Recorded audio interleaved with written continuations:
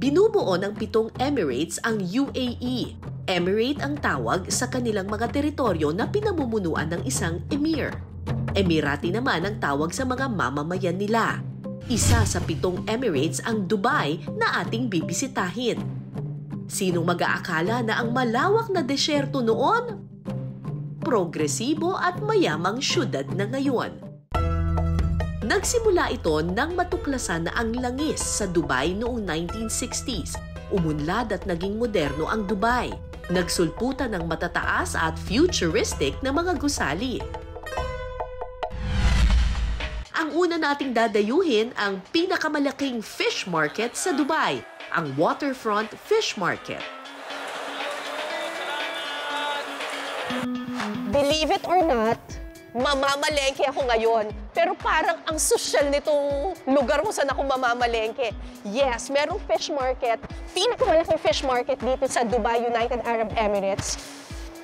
At ito, aircon lang naman ang kanilang palengke. Diyos ko, baka mahal yung mga pagkain dito kasi aircon. Ay, tingnan natin. Mamalengke tayo. Iba't ibang klaseng seafood ang mabibili rito. Kaya naman ang lugar na ito talagang dinarayo. 26,000 na katao ang pumupunta rito araw-araw. Siyempre, sa pinasarap, hindi mawawala ang challenge. Sa budget kong 1,000 dirhams, kailangan ko raw mabili ang mga sikat na seafood dito sa Dubai. Meron ako dito 1,000 dirhams. Yaman! Bibili tayo ng king crab, ng hamor fish, ano pa nga ba, lobster. Basta, bibili tayo ng mga masasarap. Tara! Ang sabi nila sa akin dito, uso rin daw ang tawaran dito. So, pagandahan na lang tayo ng peg dito. Hello, kuya. Hello, salamat. Ah, you're Filipino?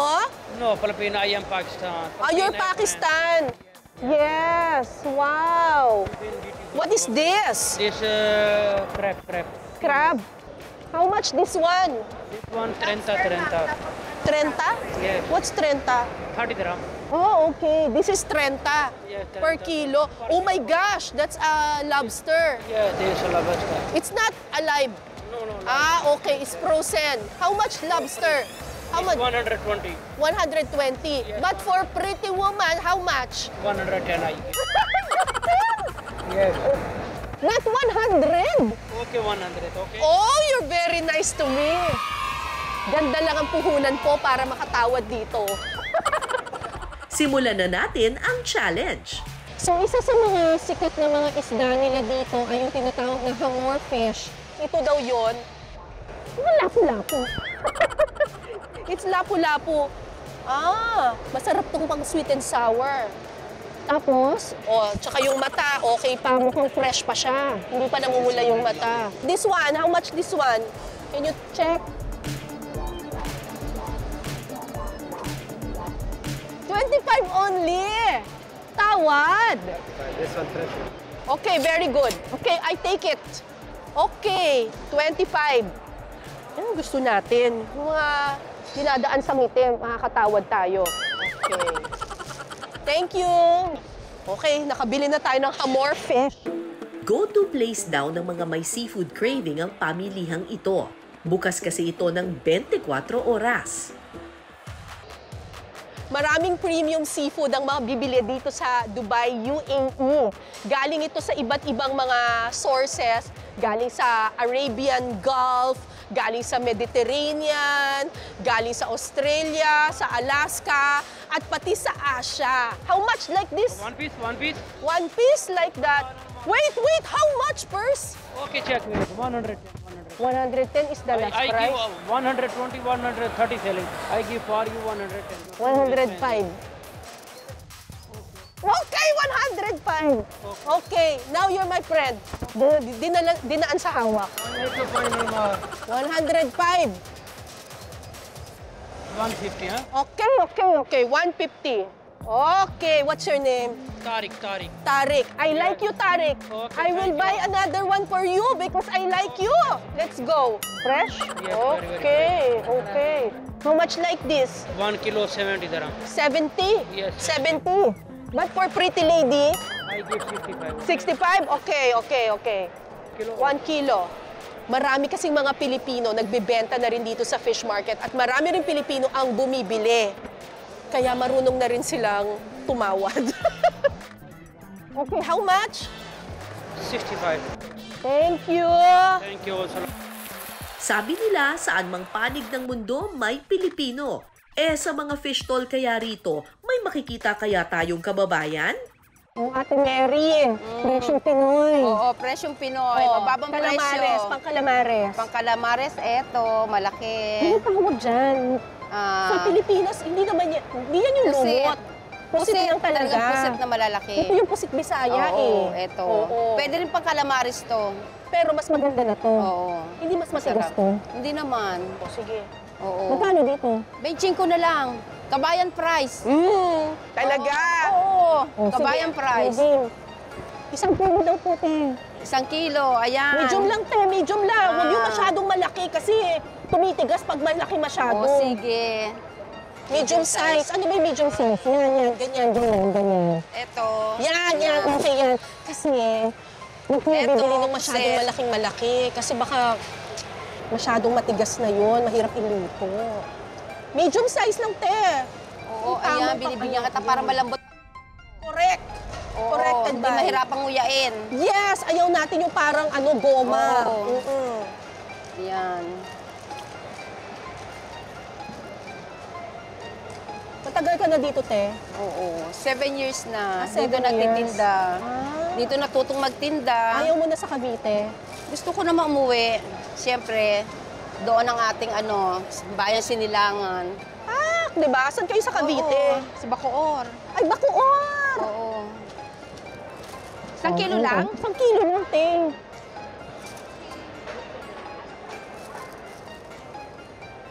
King crab Ayan, na. sobra na yan, ha? Oo, sige, go. O, ayan, may dagdag na siya. Oh, ang bait talaga, Oo. kabayan. Thank you.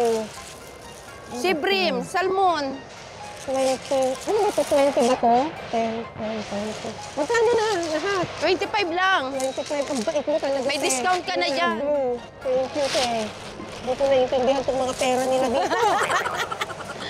Bigyan mo ako ng 30, suklihan kita ng 5. Sige, bongga. Thank you. Ay, wala tayong 5 dirhams. Sige na nga, 20 na lang para sa'yo. O, di ba? Ay, halika dito. Diyos ko.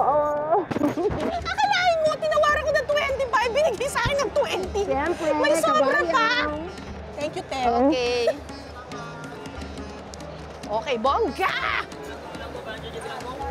Dahil nasa Dubai tayo, akala ko mapapalaban ako sa tawaran dahil sa language barrier. Pero surprise! Hindi naman pala. Kingfish. Sariwa? Yeah, bago. Ah! Tanigi also mura. Tanigi yan eh. Tanigi, mura, cheap price. Ah, you call it kingfish? Yeah, kingfish, kabayan, Tagalog king tanigi. Ah, tangigi. Yeah, tanigi very nice for grill, paksiw. Yes.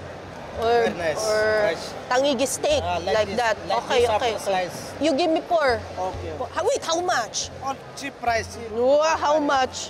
Not too much, 35. How much? Ha? 35. 35? How about 30? 30. 30. Okay, 25. 20. What's your name? What's your My name? name is Sultan, fresh. Wow! You're very guapo. Yeah, too much discount price, kabayan. Okay. This kabayan shop, don't worry, fresh. Okay. Give me 4 slice. For slice only. 4 slice only. Very well. You have salmon. Oh yeah, salmon have already, filet have. Vegan, sabaw, very nice. Sinigang sabaw. Yeah, very nice, fresh. 5 praso, okay? 5 pieces. Okay. So how much? No problem, mura, betching. Talaga namang nakakatuwa rito. Biruin mo kahit hindi natin kalahi, marunong magbigay ng tawad at nagtatagalog pa. Salmon dahil pare, dagdag no problem. Kabayan po, I love you po. Salamat maganda, ulo, belly, sinigang, sabaw, parito. Marami dagdag, no problem. Marami dagdag, no problem. Ito dagdag one piece also. Okay. Okay. This kabayan shop. Okay. And then, benching ko. 20. I love you! Nice to me! Okay. You give me salmon. Just 1/2 kilo. I will become fat. Only half kilo? Yes, only 1/2 kilo. How much like that? This lamb are boneless, Senegal Sabao. I select rent up for you benching cost. 25. Okay. This price for Senegal. Only half kilo? Only 1/2 kilo. No money, no problem. For gift, no problem. Yes. Half kilo. Okay. Sampo daw, sampo. 10. Okay. Thank you very much. Thank you. Ate, for you dagdag kabayan. This one with dagdag, okay. Wow, you have dagdag. You have dagdag. My dagdag, no problem. Kabayan naman to, my dagdag. Wow, you're very nice to me, ah. Cheap price. You come to IR. 55, 56. Always I give discount cheap. Okay, if you want cheap price, you look for them. Okay, very good. Thank you. Habang paalis na ako, aba si Kuya humabol pa. Tatlo praso, free. What? Or kabayan, tatlo Free? praso. Free? Libre? Libre, no Nothing problem. in return? Dali, no late money, no problem. Kabayan. Ano kapalit nito, Or kuya? sabaw, kabayan, come here to my dagdag. Oh, really? Why you give me free? Why you give me free? Bubola pa tong mga to! Diyos ko! Thank you! Budget breakdown muna tayo mga kapuso, 710 dirhams o 11,000 pesos pa ang natira sa aking budget. Pero meron pa akong hindi nabibiling seafood. Ang dami ko nang nabili. Oh my God. Basta na lang, meron pa akong 700 dirham. Enough para makabili ng king crab. Hindi pa ako nakakatikim ng king crab eh. Gusto ko talagang bumili ng king crab pero yung halagang 700 lang. Saan ako hahanap nung halagang 700? Sa halagang 700. Ito. What is your name, my friend? I'm Chigozi Himran from Uganda. From Uganda. Yes. You're from Uganda. Yes, I'm yes, from Maganda. You're from Maganda? Me, I'm from Uganda. Uganda, maganda. Yeah. You know what maganda is? Maganda. Beautiful, pretty. Beautiful, pretty? Okay. I'm a Muganda. Ay, from Uganda, maganda. Yeah. Sana patawarin ako nito. Alright. Okay, you give me good price, okay? Okay, I'm going to give you a good price. Okay, I want king crab. Yeah, king crab, I give you. Oh my gosh, that's so big. Yeah. They are all called kings. So this is the king. How much like that? This one, 1 kilo, 200.